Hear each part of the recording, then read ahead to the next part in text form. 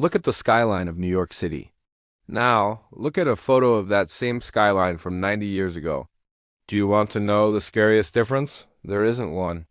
The buildings are almost exactly the same. We used to build entire civilizations in a decade. Now, we can barely paint a bike lane without a 10-year lawsuit. We have forgotten how to build, and this single failure is quietly strangling the global economy, destroying your savings and killing the middle class. There's a hidden sickness in the modern economy. Everyone talks about inflation or interest rates or government debt, but those are just symptoms.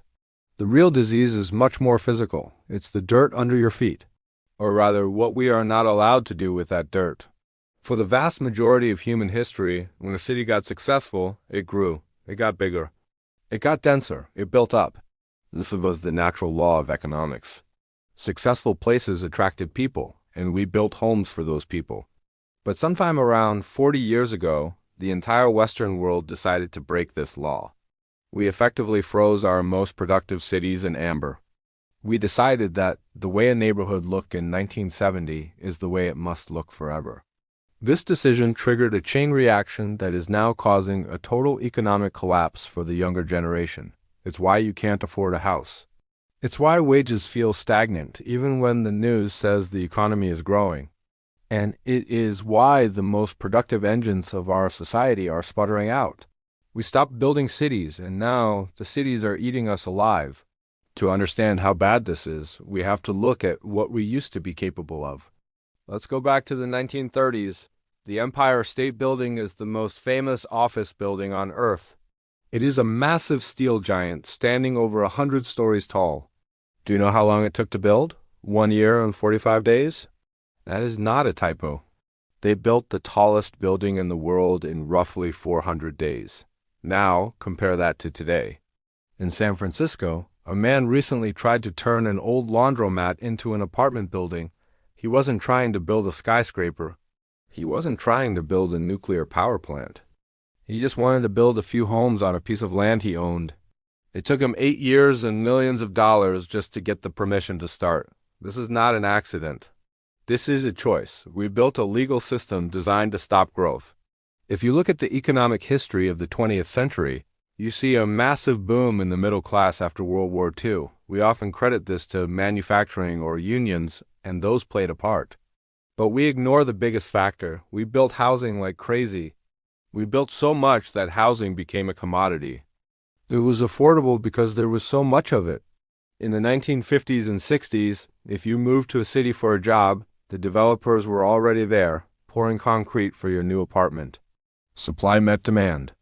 It was messy, it was loud, and it changed the way neighborhoods looked constantly. But it worked. It kept the cost of living low enough that a single income could support a family. Then, the 1970s happened. This is where the story turns fatal. A shift occurred in the psychology of the homeowner. Before this period, a house was seen as a place to live. It was a durable good, like a car or a refrigerator, just much more expensive. But starting in the late 70s, people began to view their homes not just as shelter, but as their primary investment vehicle. If your home is your main investment, you have a perverse incentive. You want the price of that asset to go up, but for the price of a house to go up, it needs to be scarce. If developers build 10,000 new condos down the street, the value of your old house might not rise as fast. So homeowners got organized. They started attending local council meetings. They started demanding historic preservation for buildings that weren't actually historic, just old. They invented zoning laws that banned apartments and required massive single-family lots. They created a system where the existing residents had veto power over any new residents. They called it protecting the neighborhood character, but in economic terms, it was a cartel. It was a group of asset owners conspiring to restrict supply to artificially inflate the price of their asset, and it worked. It worked too well. Over the last 40 years, this anti-building movement has spread like a virus from city to city. It started in places like New York and San Francisco, but it moved to London, to Sydney, to Vancouver, to Toronto. It is a global phenomenon across the English-speaking world. The result is a self-inflicted crisis. We have blocked new housing in exactly the places where the new jobs are. Think about the internet boom. The tech industry created trillions of dollars of wealth in a very small geographic area, mostly around Silicon Valley. In a normal market, that area would have exploded with construction. We should have seen dozens of new cities rising up. San Francisco should look like Tokyo or Hong Kong today. Instead, San Francisco actually downsized. They made it harder to build. So you had the greatest wealth creation event in human history, but the workers couldn't find a place to sleep. This brings us to the first fatal wound this is inflicting on the economy: the death of labor mobility. Labor mobility is a fancy term for a simple concept. Can you move to where the money is? For most of American history, the answer was yes. If the factories were booming in Detroit, you moved to Detroit. If the oil was booming in Texas, you moved to Texas. Poor people moved from low-income areas to high-income areas to better their lives. This was the engine of the American dream. It was the physical act of moving to opportunity. Today, that engine is broken. If you are a janitor in a small town in Mississippi, and you get offered a job as a janitor in New York City, your pay might triple. On paper, you should move. But you can't, because the rent in New York isn't triple what it is in Mississippi. It's 10 times higher. The cost of housing eats up 100% of your wage gains. So the janitor stays in the small town. He stays in a low productivity environment. This is happening across the entire labor market.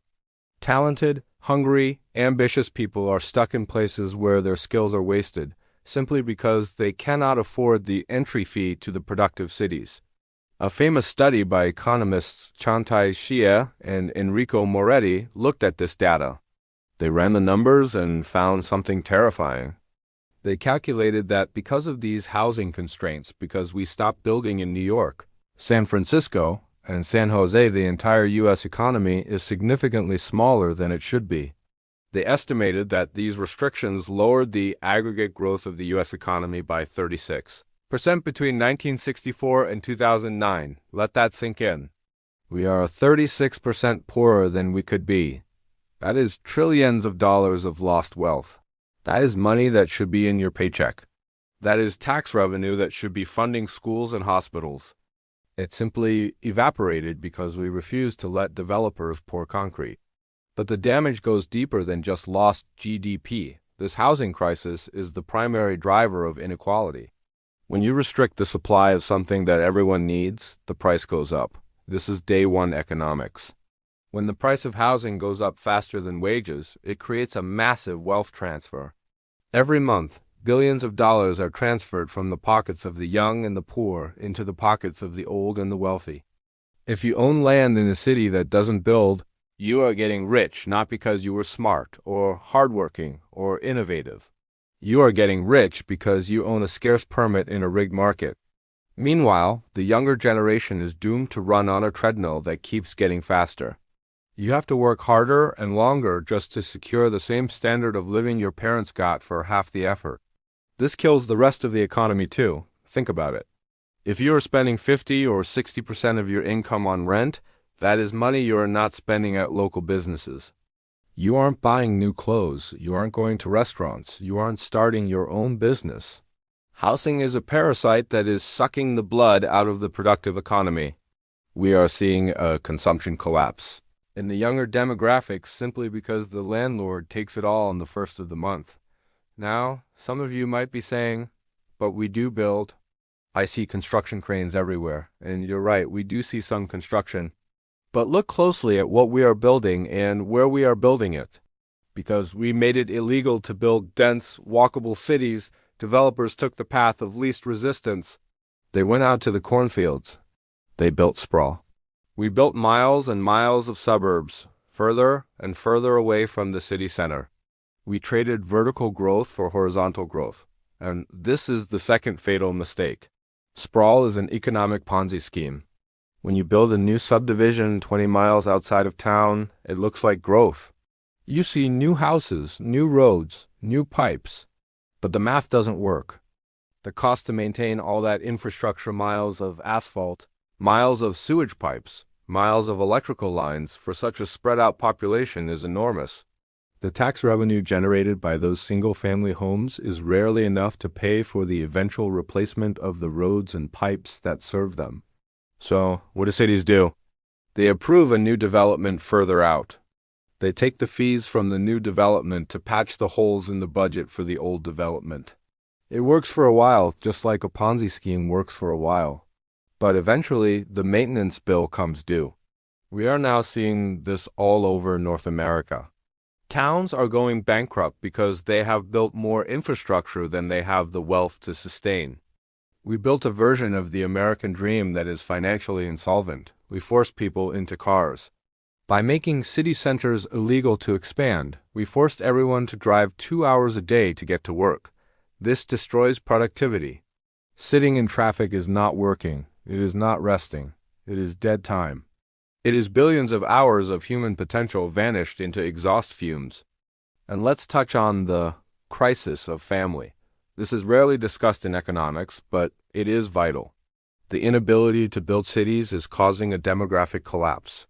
In the past, when a city grew, it was possible for a young couple to buy a starter home or rent a cheap apartment near their parents. Grandparents could watch the kids while the parents worked. The village was real because the village was physically close. Today, the expensive city forces the young couple to move 2 hours away to the drive until you qualify suburbs. Now, they are isolated. They have no childcare support. They are stressed, broke, and exhausted from commuting. What happens? They have fewer kids, or they have no kids. The birth rates in the most expensive cities are plummeting. This is not just a lifestyle choice. It is an economic reaction to the environment. If you cannot house a child comfortably, you delay having one. We are literally zoning ourselves out of existence. So why don't we just fix it?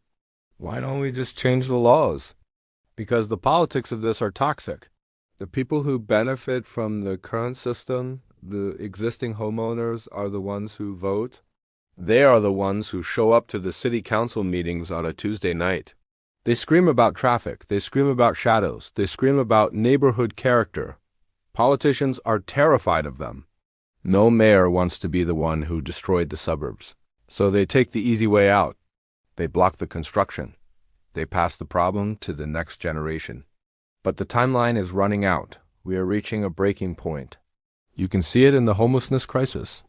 That isn't just a drug problem or a mental health problem. It is fundamentally a housing problem. When the bottom rung of the housing ladder is removed, the people at the bottom fall off into the street. You can see it in the radicalization of politics. When a generation feels that the social contract is broken, that no matter how hard they work, they cannot afford a stake in society, they turn to populism. They turn to anger. They want to burn the system down because the system has offered them nothing. We have to understand that a city is not a museum. It is a machine. It is a machine for bringing people together to collaborate, invent, and trade. When you turn the machine off, the output stops. We are looking at a future where the West becomes a stagnant, feudal society. A society where your destiny is determined not by your talent, but by whether your parents bought a house in 1980, but it doesn't have to be this way. We have solved this before. We can look at places that buck the trend. Look at Tokyo. Tokyo is the largest city in the world. It has limited space. It has no natural resources. And yet, you can find a brand new, clean apartment in Tokyo for a fraction of the price of a dump in New York or London. Why? Because Japan allows building. In Japan, if you own the land, you have the right to build on it. The neighbors can't stop you just because they don't like the look of your windows. They tear down old buildings and put up new ones constantly. The supply keeps up with the demand. The solution is technically simple, even if it is politically hard. We need to strip the power away from the local obstructionists. We need to legalize apartments. We need to legalize density.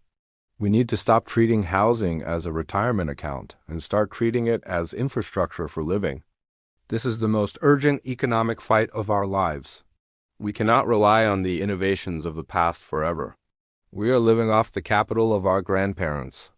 They built the subways, they built the skyscrapers, they built the grid. We have spent the last 40 years just painting over their work and suing anyone who tries to add to it.